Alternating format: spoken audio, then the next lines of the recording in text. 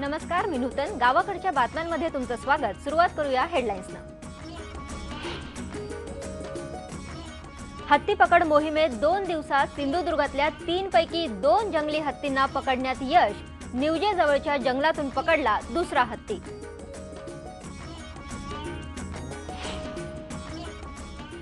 हत्ती पकड मोहिमेचा निधी रखडला.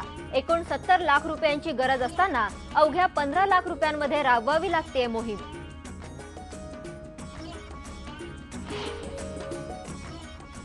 नाशिक, जळगाव आणि नागपूर जिल्ह्यात गारपिटीचा पुन्हा तडाखा. गहू आणि कांद्यांचं अतोनात नुकसान. जुन्नरच्या द्राक्षांना युरोपातून मोठी मागणी. प्रतिकूल परिस्थितीशी लढा देऊन द्राक्ष उत्पादक कमवत आहेत परकीय चलन. कोल्हापूरमधल्या पंचगंगा नदी प्रदूषणाचा मुद्दा चिघळण्याची शक्यता. प्रदूषणाविरोधात शिवसेनेचं आंदोलन.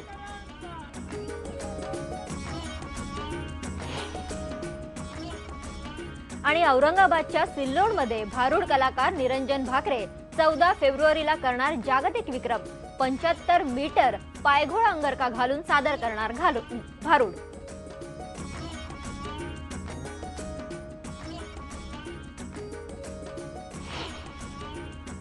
गावाकडच्या बातम्यांची सुरुवात करूया सिंधुदुर्गात राबवण्यात येत असलेल्या अतिशय महत्त्वाच्या अशा हत्ती पकड मोहिमेच्या बातमीनं.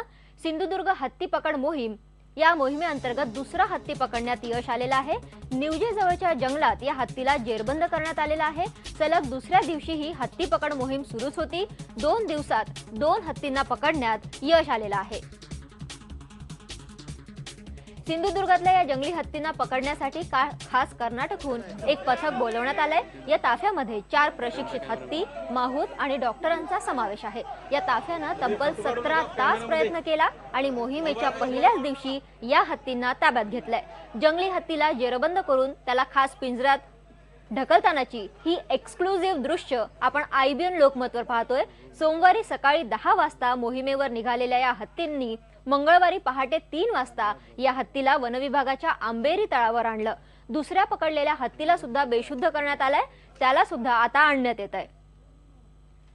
हत्ती पकड मोहिमेची ही एक्सक्लुझिव्ह दृश्य आहेत. IBN लोकमतवर तुम्ही पाहताय. पहाटे 3 वाजेपर्यंत ही मोहीम राबवण्यात आली आणि एक पहिल्या हत्तीला पकडण्यात यश आलं. त्यानंतर आता दुसऱ्या हत्तीला सुद्धा पकडण्यात आलेलं आहे. आमचे रत्नागिरीचे ब्युरो चीफ दिनेश केळुसकर या मोहिमेमध्ये या पथकाबरोबर सहभागी झालेत. डॉक्टर उमाशंकर यांच्याशी खास बातचीत त्यांनी केली आहे. बघूयात ही बातचीत. तब्बल 17 तासाच्या मोहिमेनंतर एका हत्तीला जेरबंद करण्यात या सगळ्या कर्नाटकहून आलेल्या 4 प्रशिक्षित हत्ती आणि डॉक्टर्स आणि माहूत आणि सगळे कर्मचारी या सगळ्यांना यश आलेलं आहे आणि मोहिमेच्या पहिल्याच दिवसाला यश आलेलं आहे. आणि या सगळ्या मोहिमेमध्ये मार्गदर्शन करणारे डॉक्टर उमाशंकर ते आपल्या बरोबर आहेत. डॉक्टर, इसको इतना वक्त क्यों लगा, उसमें क्या प्रॉब्लम्स थी एक्चुअली? नहीं, पहले हम 10 घंटे को जाना था, वो भी आती नहीं देखता. हमें सर्च करते 4 घंटे के बाद ही देखा था. इसलिए वो साथी का वो डांट करने के लिए वो नियर आया था ना, वो साथी अटैक के लिए वो मेरा अभिमन्यु को अटैक किया था. वो भी 5 मिनट्स अटैक वो पुश करता. बाद में मेरा असिस्टेंट है ना वेंकटेश, वो डांट किया था. It was challenge for you, मतलब बहुत ही वेरी ऑलरेडी वी आर डांट इन 5 o'clock 5 घंटे को डांट किया था ना. They were using my mobile battery also. They were using mobile battery torch also. All torch also. They were thanks to my torch also. Yeah, until the torch coming, that will use also. जब इसको होश आएगा तब ये क्या कर सकता है हाथी जो क्रॉल में है? जब इसको होश आता है, cool over. First 1 week, 7 days they will push it triangle also. Slowly they come down the normal one. आपण बघतोय की डॉक्टर उमाशंकर यांनी या हत्तीला ट्रँक्युलाइज करून सुद्धा या हत्तीने इथल्या जो पथकातला एक अभिमन्यू हत्ती होता त्याचा आणि या हत्तीचा संघर्ष सुरू होता बराच काळ, 2 तास. आणि त्यानंतर या सगळ्या मोठ्या शिताफीने या हत्तीला जेरबंद करून 17 तासांनी इथे आणण्यात आलेला आहे. व्हिडिओ जर्नलिस्ट विजय वासुदकर सह दिनेश केळुसकर, IBN लोकमत, सिंधुदुर्ग. अतिशय यशस्वीपणे ही मोहीम राबवली तर जाते, पण ही मोहीम सुरू झाली आहे. पण अर्थातच सिंधुदुर्ग हत्ती पकड मोहिमेचा हा निधी रखडलेला आहे. केंद्र आणि राज्य सरकारकडून या मोहिमेला निधी मिळणार होता. त्यासाठी 69 लाख रुपयांची गरज होती, पण फक्त 15 लाख रुपयांच्या जिल्हा निधीवर ही मोहीम कशीबशी आता सुरू झालेली आहे. त्यामुळे सिंधुदुर्ग वनविभागासमोर अनेक अडचणी आल्यात. केंद्र सरकारचे 39 लाख रुपये आणि राज्य सरकारचे 30 लाख रुपये या मोहिमेसाठी मिळालेलेच नाहीयेत. त्यामुळे ही मोहीम रखडते की काय अशी भीती व्यक्त होते. फक्त 15 लाख रुपयांवर ही मोहीम सध्या सुरू आहे. सिंधुदुर्गात गेल्या अनेक वर्षांपासून जंगली हत्ती धुमाकूळ घालतायत. त्यासाठी वेळोवेळी अनेक उपाययोजना करण्यात आल्या आणि आता अखेर एक हत्ती पकड एक मोठी महत्त्वाची मोहीम हाती घेण्यात आली. त्यासाठी केंद्र आणि राज्य सरकार मिळून 69 लाख रुपये देणार होते, पण आतापर्यंत फक्त 15 लाख रुपयांचा निधी मिळालेला आहे. मोहिमेला सुरुवात झाली आहे आणि मोहिमेला सुरुवात झाल्यानंतर आता पैसेच मिळालेले नाहीयेत.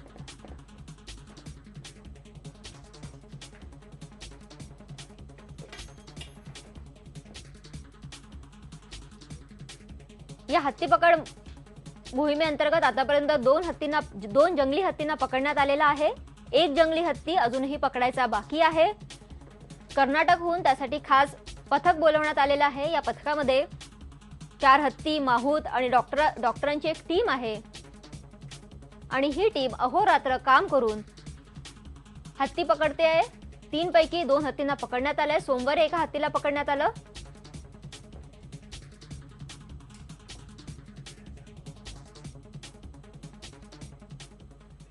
या जंगली हत्तींचा वावर असलेला सगळा प्रदेश हा दुर्गम जंगलाचा भाग आहे. अशा ठिकाणी मोहीम राबवण्यासाठी निधीची खूप आवश्यकता असते. या मोहिमेमुळे इतकी वर्ष रखडलेला हा प्रश्न सुटणार आहे आणि गावकऱ्यांचीही हत्तींच्या त्रासातून सुटका होणार आहे. त्यामुळे वन विभागानं या मोहिमेसाठी निधी देण्याची आवश्यकता आहे. तो अजून मिळालेला नाहीये. वळूया पुढच्या बातमीकडे. राज्याच्या अनेक भागाला अवकाळी पावसानं झोडपलेला आहे. जळगाव, नागपूर, वर्धा या जिल्ह्यांना अवकाळी पावसाचा मोठा फटका बसलाय. दुष्काळातून सावरणारा शेतकरी या अवकाळी पावसामुळे पुन्हा अडचणीत येण्याची शक्यता निर्माण झाली आहे. पाहूया एक रिपोर्ट. जळगाव जिल्ह्याला अवकाळी पावसाचा तडाखा बसला. जिल्ह्यात काल वादळी वाऱ्यासह अवकाळी पाऊस झाला. काही भागात वादळी वाऱ्यासह जोरदार पाऊस झाला तर काही ठिकाणी गारपीटही झाली. त्यामुळे रब्बी पिकांचं मोठं नुकसान झालंय. या पावसामुळे केळी, गहू, कपाशी, हरभरा, कांदा, पपई या पिकाला मोठा फटका बसला. कळवण, सटाणा, मालेगाव, देवळा या तालुक्याला अवकाळी पावसानं झोडपून काढलं. या अवकाळी पावसामुळे गहू, हरभरा, कांदा, भाजीपाला आणि अन्य पिकांचं मोठ्या प्रमाणात नुकसान झालं.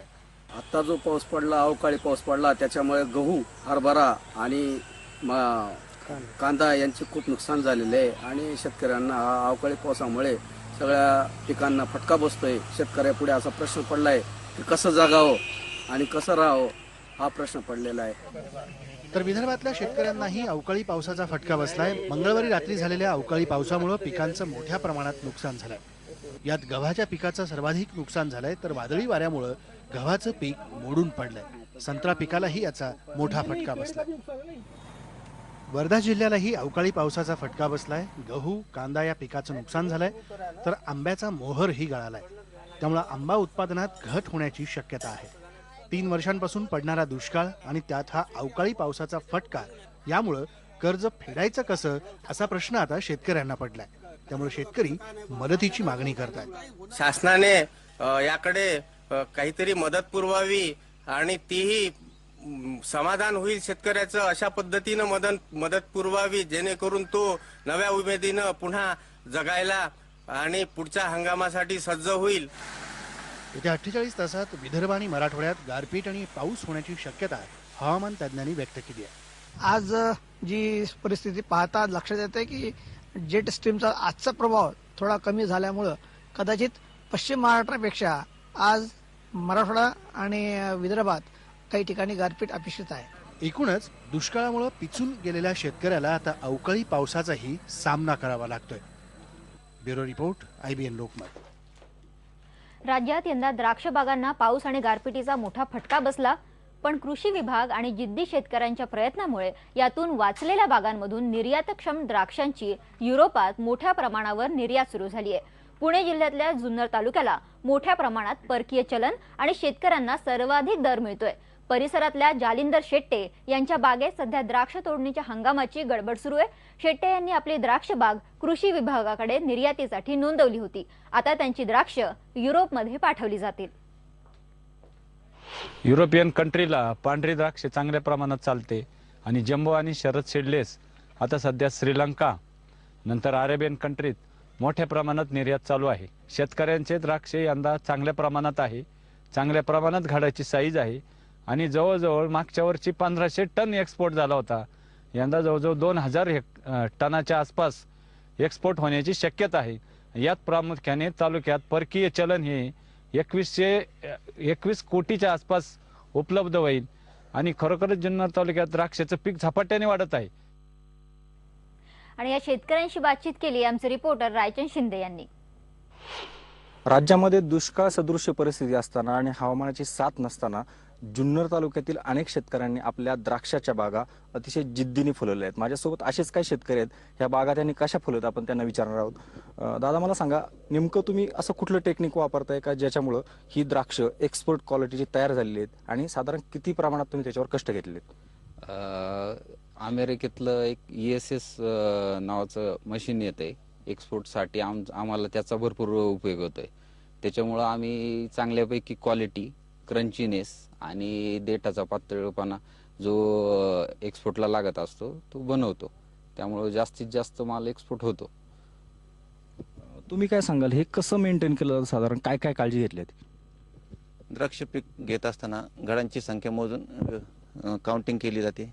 त्याच्यानंतर थिनिंग प्रॉपरली केलं जातं आणि GI ज्या स्टेजेस आहेत त्या वेळच्या वेळी त्या स्टेजला घेतले जातात. इथून मागचं जे उत्पन्न होतं ते साधारण ह्या वर्षी आणि मागच्या वर्षातला काय फरक जाणवतोय सध्या? ह्या वर्षी हवामान थोडंसं म्हणजे खराब असताना वजन थोडं कमी वाटतं आणि साखरेचं जे प्रमाण आहे ते लेट येते. मॅच्युअर म्हणजे गोडपणा आहे ना तो कमी. दराबाबत काय राहील साधारण मागच्या आणि ह्या वेळचे? जरी याच्यामध्ये साखरेचं प्रमाण असेल कमी असेल आणि क्वालिटी कमी असेल तरी सुद्धा रेट तसे चांगल्या क्वालिटीचा जर माल असेल तर चांगले रेट, म्हणजे मागच्या वर्षी जे रेट होते त्याच पद्धतीत किंवा त्याच्यापेक्षा 5 रुपये 10 रुपये जास्त रेट राहते यावर्षी. तर हे होते काही शेतकरी. आपल्याला माहिती आहे अनेक ठिकाणी पावसाने किंवा हवामानाने साथ दिलेली नाही.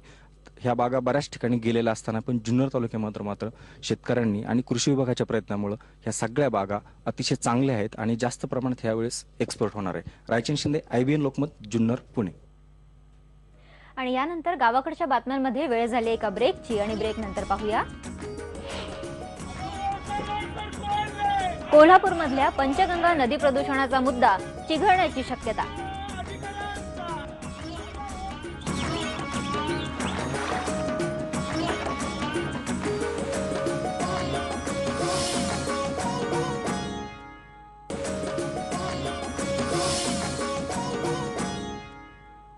कोल्हापूरच्या पंचगंगा नदीच्या प्रदूषणाचा मुद्दा आता पुन्हा एकदा चिघळण्याची शक्यता आहे. गाळप हंगाम सुरू झाल्यावर साखर कारखान्यांचं दूषित पाणी थेट नद्यांमध्ये जातं. त्यामुळे नदीतल्या जलचरांना धोका निर्माण होतो. तरीही प्रदूषण नियंत्रण मंडळाकडून कुठलीच कारवाई होत नसल्यानं कोल्हापूरमध्ये शिवसेनेनं आंदोलन केलं. प्रदूषण नियंत्रण मंडळाच्या अधिकाऱ्यांविरोधात जोरदार घोषणाबाजीही करण्यात आली. प्रदूषण करणाऱ्या कारखान्यांवर कठोर कारवाईची मागणी यावेळी करण्यात आली. आंदोलनाची सुरुवात म्हणून जे संबंधित जिल्ह्याचे अधिकारी होळकर आहेत त्यांनी आतापर्यंत काय केलं हा जाब विचारणी शिवसेनेत आलेली आहे. आम्ही एवढ्यावरच गप्प बसणार नाही आहे. जोपर्यंत ज्या डिस्टिलरी जे कारखाने अशा पद्धतीने अधूनमधून हे मळी सोडण्याचं पाप करतायत आणि मासे मारतायत, उद्या माणसं मारणार का हा प्रश्न आम्ही ह्या संबंधित अधिकाऱ्यांना विचारणार आहे. आणि यानंतर गावाकडच्या बातम्यांमध्ये घेऊया एक ब्रेक आणि ब्रेक नंतर पाहूया. औरंगाबादच्या सिल्लोडमधले भारूड कलाकार निरंजन भाकरे 75 मीटर पायघोळ अंगरखा घालून सादर करतील भारूड.